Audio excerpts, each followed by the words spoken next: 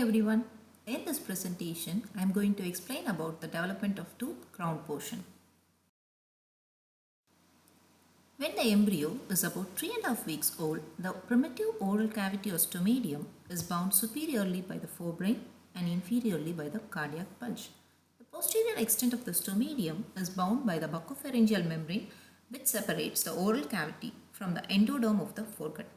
At about 27th day of gestation, this membrane ruptures and the oral cavity establishes a connection with the foregut. This is the diagrammatic representation of the cross-sectional view of 3.5 weeks old embryo. Here again, you can see that the stomatium is bound superiorly by the forebrain and inferiorly by the cardiac bulge. Also, the oral cavity is separated from the endoderm of the foregut by a membrane called buccopharyngeal membrane.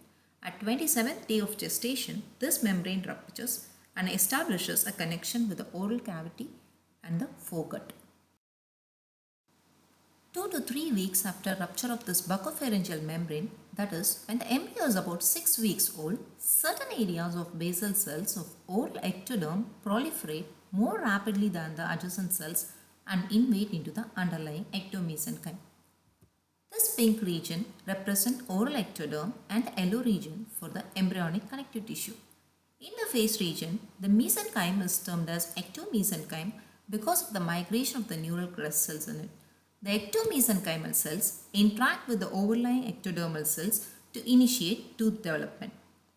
This band of proliferation of cells in the form of horseshoe shape is termed as the primary epithelial band. This represents the future dental arch. The ectomesenchymal cells initiate proliferation of the basal cells which invade into the underlying connective tissue and form the primary epithelial band. This is the histologic picture showing proliferation of the ectodermal cells into the underlying ectomesenchyme and forming the primary epithelial band.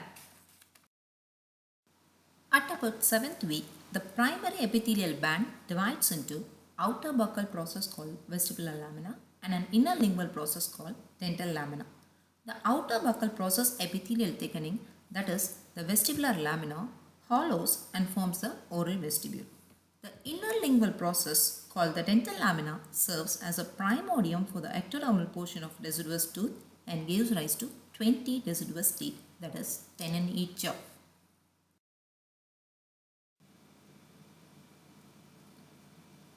At certain points along the dental lamina, each representing the location of the 10 mandibular and 10 maxillary deciduous teeth, the ectodermal cells multiply still more rapidly and form little knobs and grow into the underlying mesenchyme.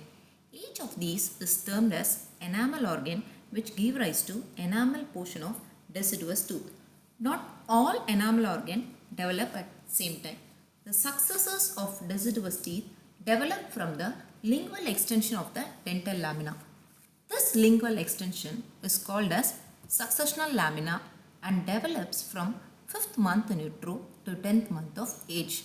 The permanent molars arise directly from a distal extension of the dental lamina. Initiation of first permanent molar is initiated at 4th month in utero. The second molar is initiated at first year after birth and third molar at 4th or 5th year. Hence, the dental lamina is active for a period of 5 years. Before proceeding further to stages of tooth development, let's see what's a tooth gem. The outer covering of the crown portion enamel is secreted by the enamel organ, which in turn is derived from the oral ectoderm. Enamel is the only ectodermal part of the tooth. All the other structures, that is the dentin, pulp, cementum, periodontal ligament, are all derived from the ectomesenchyme. Just beneath the enamel organ is the dense condensation of ectomesenchymal cells called dental papilla, which gives rise to dentin and pulp in both crown and root portion. Surrounding this enamel organ and dental papilla is a more fibrous and comparatively less condensed ectomesenchymal cells called the dental sac or dental follicle. This dental sac gives rise to cementum in the root portion, periodontal ligament, and part of the alveolar bone. This dental papilla and dental sac are derived from ectomesenchyme. The enamel organ, dental papilla, and dental sac together constitute the tooth jaw. Stages of tooth development can be explained in two ways. Morphologic stages based on the shape of the enamel organ is of four stages. First one is the bud stage, cap stage, and then early bell stage, and the last is the advanced bell stage. Physiologic process based on histophysiology can be explained as initiation, proliferation, histodifferentiation, morphodifferentiation, and apposition. In bud stage, the enamel organ is like a little knob arising from the basement membrane at the future position of the tooth. The cells continue to proliferate faster than the adjacent cells and appear as round or ovoid swelling and is termed as enamel organ. It's called as enamel organ since it forms the enamel portion of the tooth. The mesenchymal cells surrounding the enamel organ also undergo mitosis and show increased mitotic activity and migration of neural crest cells next to enamel organ.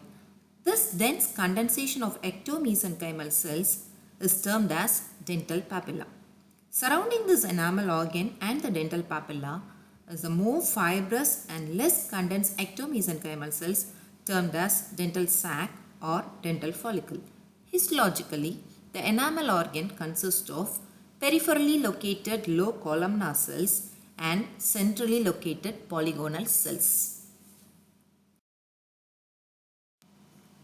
As the cells of the enamel organ proliferates, it does not expand uniformly. This unequal growth leads to cap stage, where there is a shallow invagination on the deep surface of the bud. This concavity of the enamel organ is not only because of the unequal growth of the enamel organ, but also because of the active proliferation and condensation of the ectomesenchymal cells of the dental papilla. The outer concave portion of the cap stage is surrounded by more fibrous and less condensed ectomesenchymal cells of the dental sac.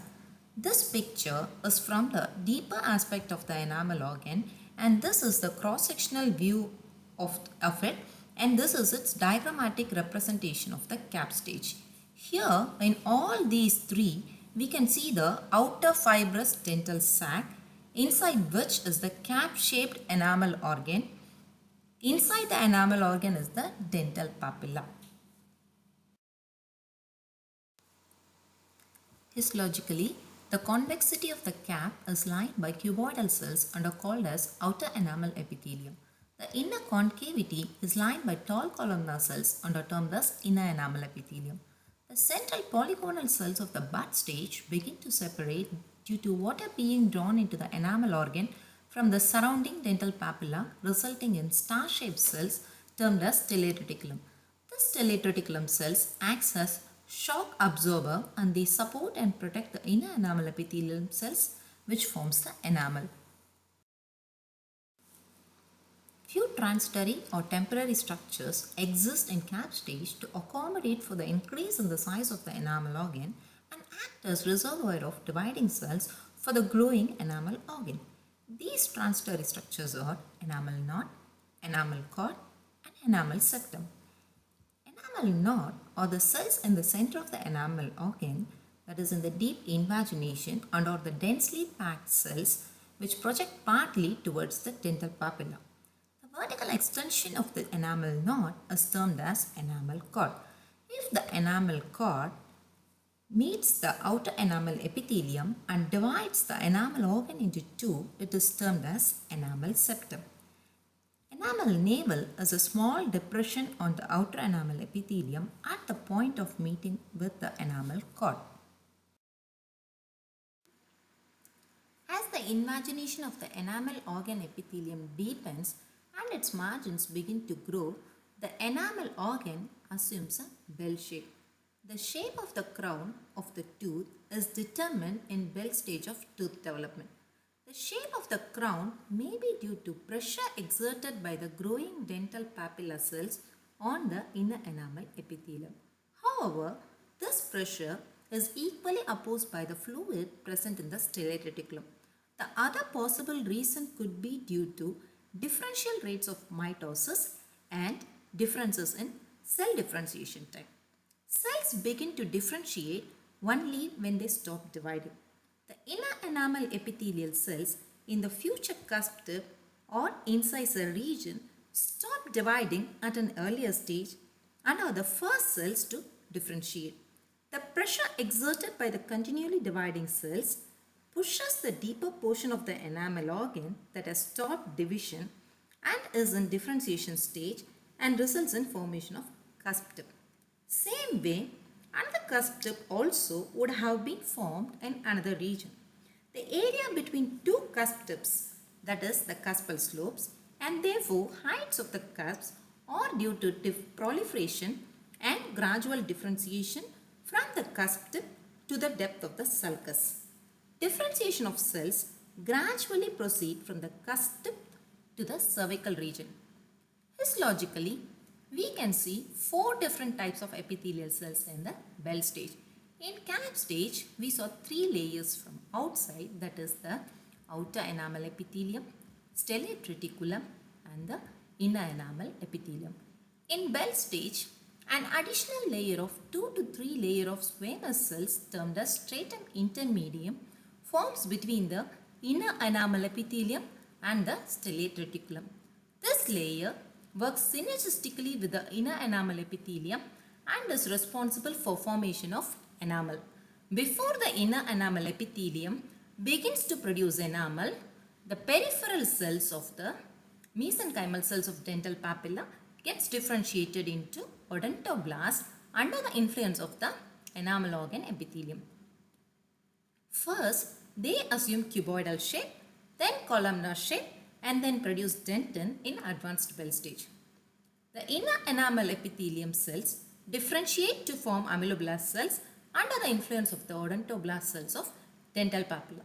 These ameloblast cells are the tall columna with their nucleus located away from its basement membrane in preparatory for secretion of enamel during advanced Bell stage. Once the inner enamel epithelial cells gets differentiated into ameloblast, they stop dividing. The basement membrane that separates enamel organ and dental papilla prior to dentin formation is termed as membrana preformativa, which represent the future dentino-enamel junction, that is the junction between the enamel and dentin. The transitory structures formed during cap stage disappears before formation of hard tissues, that is in this early Bell stage. The junction between the inner and outer enamel epithelium is called cervical loop and is the area of intense mitotic activity which contributes to the root formation. In early Bell stage, the enamel organ is still continuous with the dental lamina and shows lingual extension called successional lamina, which gives rise to the successor teeth, that is the permanent incisors, canine and premolars. In the Bell stage, if the hard tissue has been formed, then it is termed as the advanced Bell stage. The first hard tissue to be formed is dentin. The dental papilla cells located next to the enamel organ differentiate into odontoblast cells under the influence of the epithelial cells. The odontoblast cells then secrete dentin in the future dentino-enamel junction. Only after a layer of dentin is formed, the ameloblast cells of the enamel organ secretes enamel. In this stage also, enamel organ has four different layers, that is the outer enamel epithelium, stellate reticulum, stratum intermedium and ameloblast. For any secreting cell, the nucleus is away from its secretory end. For odontoblast cells, the nucleus is away from the ameloblast cells and towards the future pulp region. Same way, for ameloblast cells, the nucleus is away from the basement membrane and secrete enamel over the dentin, that is in the dentino-enamel junction. After formation of dentin, the nutritional supply to the ameloblast from the dental papilla gets cut. To compensate for this, the stellate reticulum cells collapse and the dental sac comes closer to the ameloblast cells and provide nutrition to them. Hence, in this stage, the dental sac is more vascular and fibrous. The cervical loop, that is the inner and outer enamel epithelium, proliferate along with the dental papilla and the dental sac cells and contribute to the formation of the root portion of the tooth. Also, the continuation of the enamel organ with the dental lamina breaks in the advanced bell stage and degenerate. Few cells of the dental lamina remain as remnants called as rest of cell. Formation of dentin starts at the dentino-enamel junction and proceeds towards the pulp and from the cusp tip towards the cervical region. In case of enamel formation, it starts at dentino-enamel junction, that is after formation of dentin, and proceeds towards the outer surface and the same way as dentin from cusp tip to cervical region. Hence, to conclude, dentin formation proceeds pulpally and apically and enamel formation proceeds coronally and cervically. The dental papilla after formation of dentin forms the primordium of the pulp. This is how the formation of crown of the tooth occurs. These are my references. These are the sources of the images used in this presentation. Simulation model images of tooth development and the histology diagrams of bud to advanced bell stage were prepared by me, Dr. P. Rajati, Associate Professor, Department of Oral Pathology and Oral Microbiology, Vinayaka Mission, Sankaracharya Dental College. Thank you for listening to the presentation.